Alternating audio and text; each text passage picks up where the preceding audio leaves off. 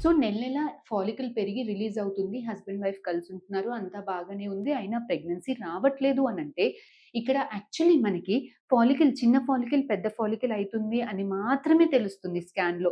అక్కడ నిజంగా ఎగ్ ఉందా? అది క్వాలిటీలో ఉందా? రిలీజ్ అయ్యాక అటు ఇటు పోతుందా? ట్యూబ్‌లోకే వస్తుందా?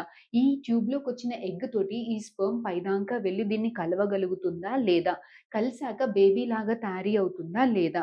మీకు బేబీ తయారీ అవ్వడంలో ప్రాబ్లమ్ ఉందా? లేదు అనంటే గర్భసంచి అతికించుకోవడంలో ప్రాబ్లమ్ ఉందా?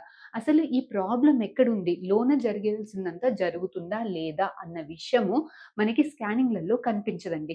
ఇవన్నీ తెలియాలి అంటే బయటికి తీసి చూడాల్సింది ఉంటుంది. దాన్ని టెస్ట్ ట్యూబ్ బేబీ అంటాం. సో, అందరికీ మరి తెలియాలి అంటే టెస్ట్ ట్యూబ్ బేబీ చేయాల్సిందేనా అంటే అందరికీ టెస్ట్ ట్యూబ్ బేబీ చేయాల్సిన అవసరం ఏమీ లేదండి. పిల్లల కోసం ట్రై చేసే వాళ్ళలో 3 రకాల ట్రీట్మెంట్స్.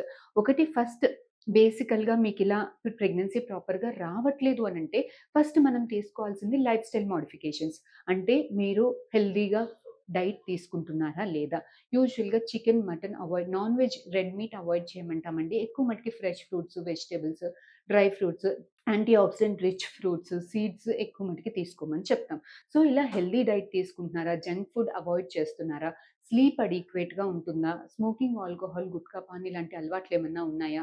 రెగ్యులర్‌గా ఎక్సర్సైజ్ చేస్తున్నారా? స్ట్రెస్ తగ్గించుకుంటున్నారా? లేదా గమనించుకోండండి. ఇలా చేసుకుంటూ పిల్లల కోసం ట్రై చేసే వాళ్ళలో 3 రకాల ట్రీట్మెంట్స్. ఫస్ట్ ట్రీట్మెంట్ ఏంటి అంటే ఫాలిక్యులర్ స్కాన్స్ చేసుకొని అంతా బావుందా లేదా చెక్ చేసుకొని ఫాలికల్ ఎగ్జాక్ట్‌గా ఎప్పుడు రిలీజ్ అవుతుందో చూసి ఆ టైంలో టైమ్డ్ ఇంటర్‌కోర్స్ ఆ టైంలో హస్బెండ్, వైఫ్ కలిసుండండండి. ఇలా ఒక 3 మంత్స్ చేశాక కూడా ప్రెగ్నెన్సీ రావట్లేదు అనంటే next step is IUI. IUI అనంటే ఏంటి అనంటే నేచురల్‌గా ఇందులో ఎగ్ రిలీజ్ అవ్వడానికి కొన్ని మెడికేషన్స్ పెట్టి, ఎగ్ ఎప్పుడు రిలీజ్ అవుతుంది అన్నది చెక్ చేసి, ఆ టైంలో మీరు కలిసుంటారు.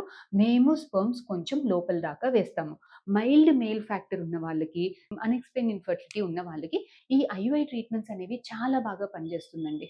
IUI treatments back to back ఒక 3 టైమ్స్ చేయించుకోండండి. అప్పుడు కూడా రావట్లేదు అంటే నిజంగానే లోన ఏదో ప్రాబ్లమ్ ఉంది. ఎగ్ క్వాలిటీ ఇష్యూస్ అయినా అయ్యుంటాయి. సటిల్ ట్యూబల్ అబ్నార్మాలిటీస్ అన్నా, ఎగ్, స్పెర్మ్ కలిస్తే బేబీ తయారీ అవ్వట్లేదు. బేబీ తయారీ అవ్వడంలో ప్రాబ్లము, గర్భసంచి అతికించుకోవడంలో ప్రాబ్లము. సో, ఇలాంటి వాళ్ళకి ఐవీఎఫ్ అంటే ఈ ఎగ్స్‌ని బయటికి తీసి అసలు ఎగ్ ఉందా? క్వాలిటీలో ఉందా? చెక్ చేసి మంచి క్వాలిటీ ఎగ్స్ లోపలికి మీ హస్బెండ్ స్పెర్మ్స్‌ని మిక్స్ చేస్తే బేబీస్ ఎలా తయారీ అవుతుంది అన్నది చూసుకొని ఉన్న దాంట్లో బెస్ట్ బేబీని గర్భసంచిలో పెట్టుకున్నప్పుడు సక్సెస్ రేట్స్ అనేవి చాలా బావుంటాయి.